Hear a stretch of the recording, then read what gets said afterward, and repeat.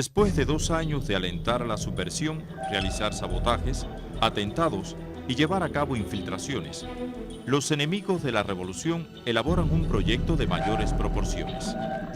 El pueblo cubano, organizado en las milicias, se prepara para hacer frente y derrotar cualquier tipo de ataque. Lo que les inspira e impulsa en esa decisión todavía es motivo de análisis por parte de historiadores y de sus protagonistas.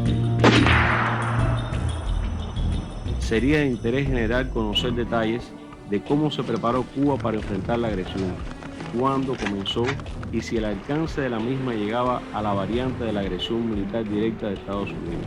Cómo se forjó la respuesta cubana, específicamente su capacidad durante los días previos a la invasión. Era esperada, causó sorpresa.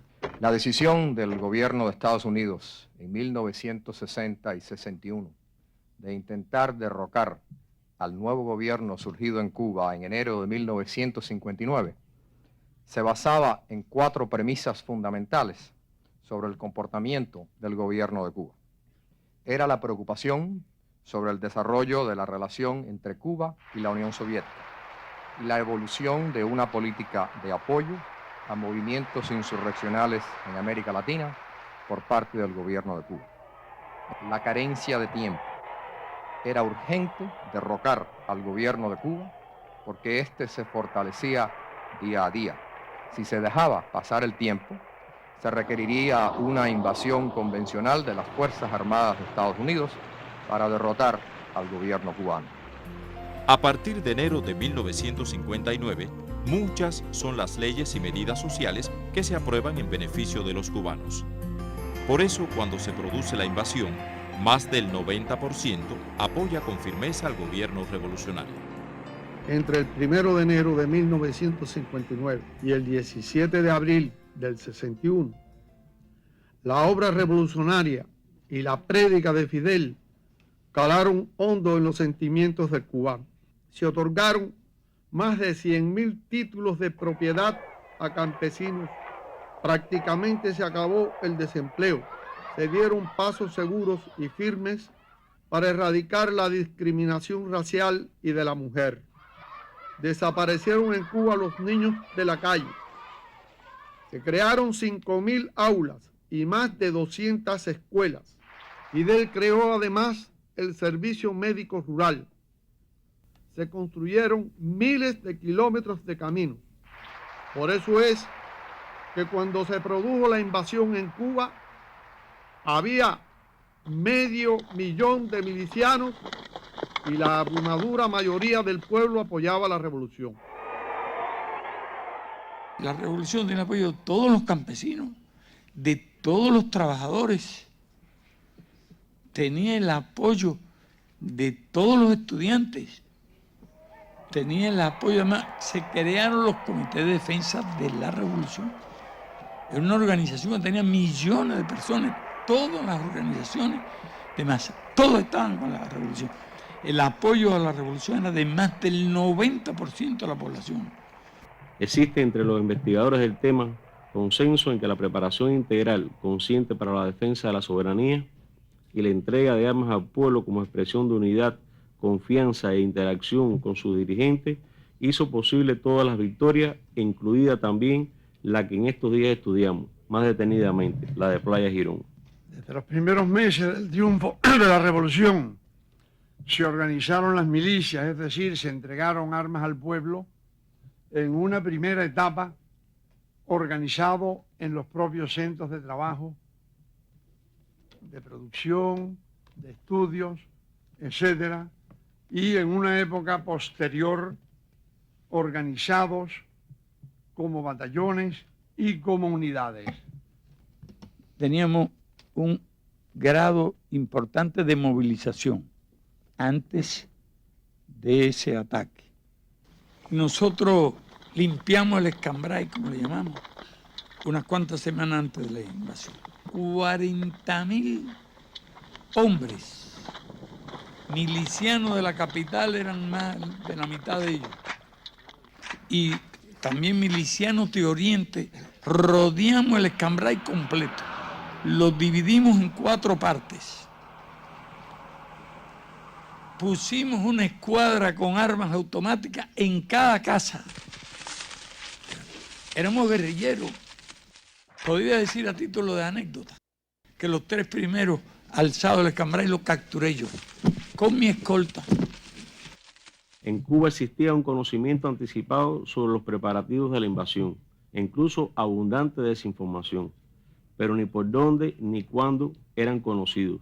Nosotros no teníamos absolutamente ninguna seguridad de lo que harían con aquella tropa acantonada en Guatemala que después pasó para Nicaragua. Mi gran pregunta era, ¿cómo emplearán esta fuerza?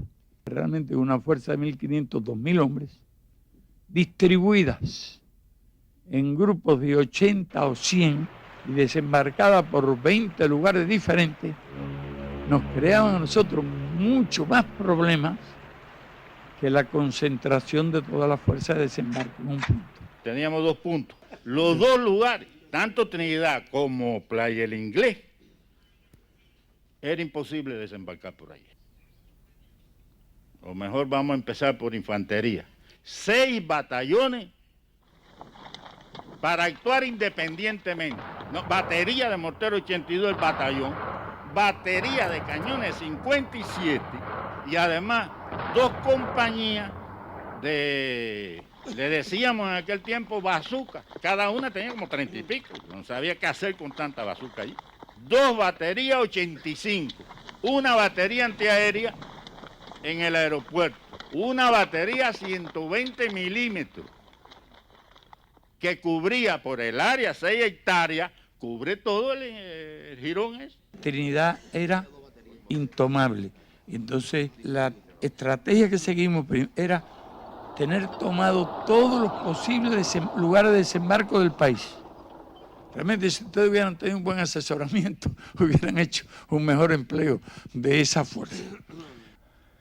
Nos habrían hecho mucho más daño si el mismo día en que se está produciendo el desembarco por tierra, se produce el ataque aéreo.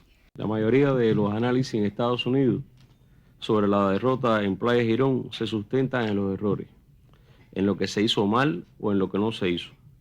Quienes han estudiado en Cuba la historia de Playa Girón opinan que la organización del país para la defensa contó con 3 pilares fundamentales: la revolución, con sus principales dirigentes, el pueblo uniformado o no, y la solidaridad internacional. Lo que nos da la certeza total de que la invasión se produciría en 24 o 48 horas fue el ataque aéreo. Estaba amaneciendo y siento el ruido de unos aviones P-26 volando bajito y me asomo así al patio de la casa aquella y veo los aviones P-26 en dirección como a Ciudad Libertad.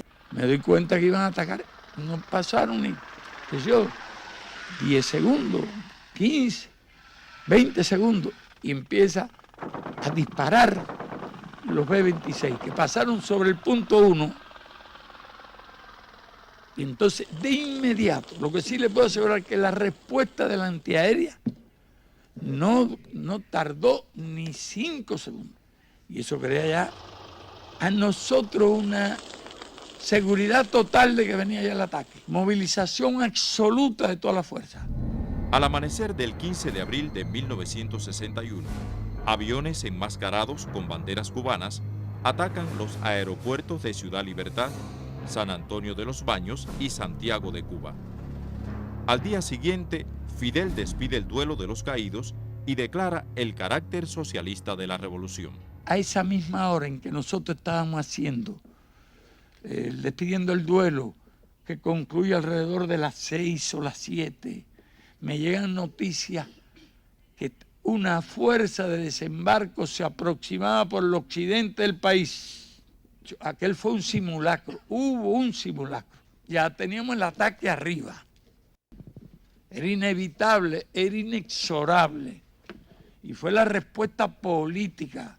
Procuramos el carácter socialistas de la revolución. Luego nuestro pueblo ese día ya, todos los combates que libró, los libró en aras del socialismo. Así es la verdad histórica. Cuba está en pie de guerra.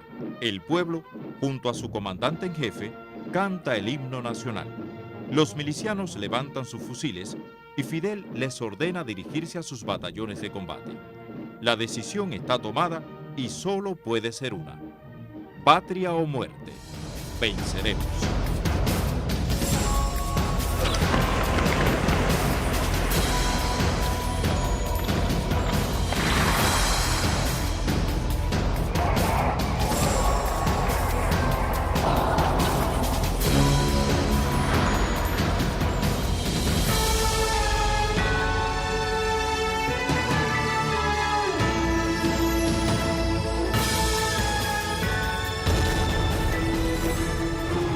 Alrededor de las 11 con una comunicación desde Girón, que se estaba produciendo, Girón, Playa Larga,